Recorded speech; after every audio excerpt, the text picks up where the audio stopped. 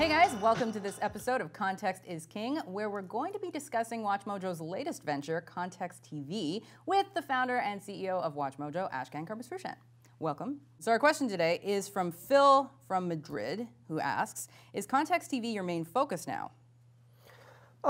Main focus is a big word. WatchMojo remains my main focus. I would actually kind of cheat a little bit and kind of address that in a more general way, which is like, as an entrepreneur, how do you basically pick what you want to spend your time on? Because I do think the ultimate resource is time.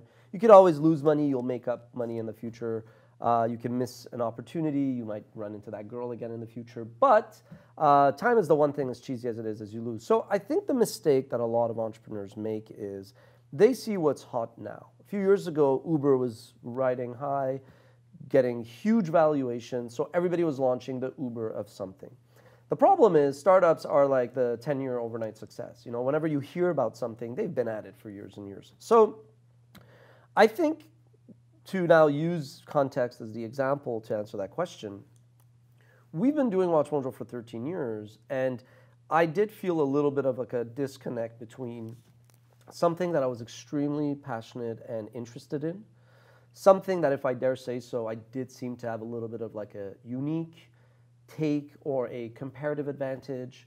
And you know I'm big on Plato's principle of specialization.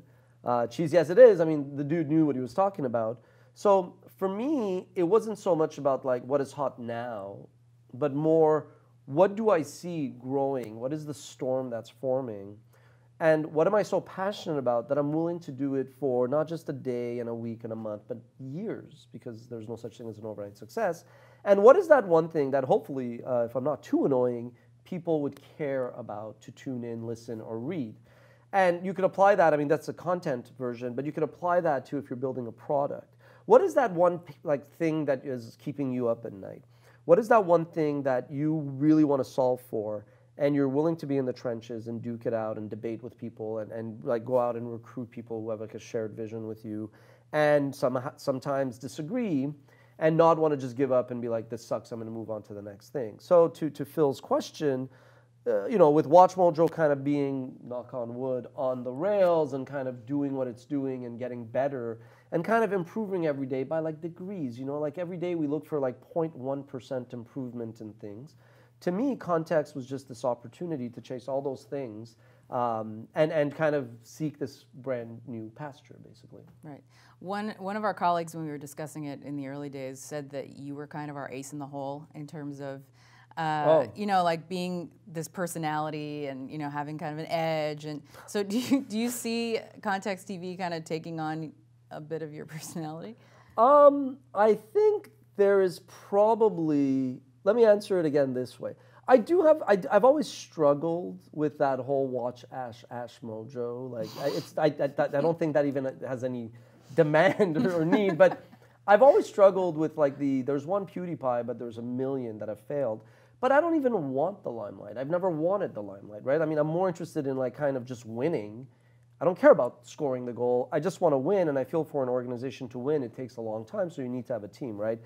But I did get a bit frustrated whenever we were looking at, like, false modesty aside, and this goes back to Phil's question, you gotta want the ball. You know, when I play soccer, there's no, Ash, you want to come out? No.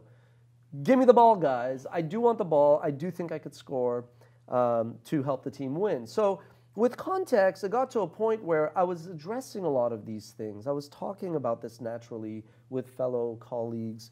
You know, I find myself talking to entrepreneurs and giving them pep talks all the time. I find myself talking to executives who in 2019, every executive, I don't care if you're 30 or 60, you're reinventing yourself very quickly because the world's changing and you're like, oh my God, right? So I felt that I was addressing this stuff anyway. It was just natural. Now, when it comes to, I've recruited a lot of really, really smart people who don't really have egos. Like, everybody has an ego, but they don't have unhealthy egos. So that worked for us when we said we're going to go after, you know, we're going to go serving the fans of Game of Thrones or the fans of Beastie Boys. We all let our ego to the side and we talked about Beastie Boys. We made, you know, Ellen the star, literally and figuratively, in our videos.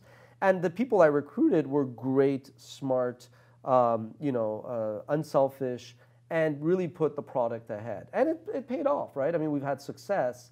But the challenge came that to succeed and to stay on top, you need a different playbook. So come to 2017, 18, 19, we did spend a lot of time trying to create hits, go into other formats and genres, and a common refrain was, hey, random person that doesn't exist. Sophie is great, but she doesn't yet have a following or a name or a track record. So, or Joey may have a track record, let's go plug Joey, but he or she may not fit in WatchMojo. So I guess that ace in the hole is just, this was a universe that like just through, I could create this and just publish this on my for my network on LinkedIn, and I'm good. There's no reason for Context to become a WatchMojo. It can naturally be the small little thing that people get a value of. It could be this huge thing. So, but it did check off all the boxes, and after a year or two, I was like, okay, wait a second.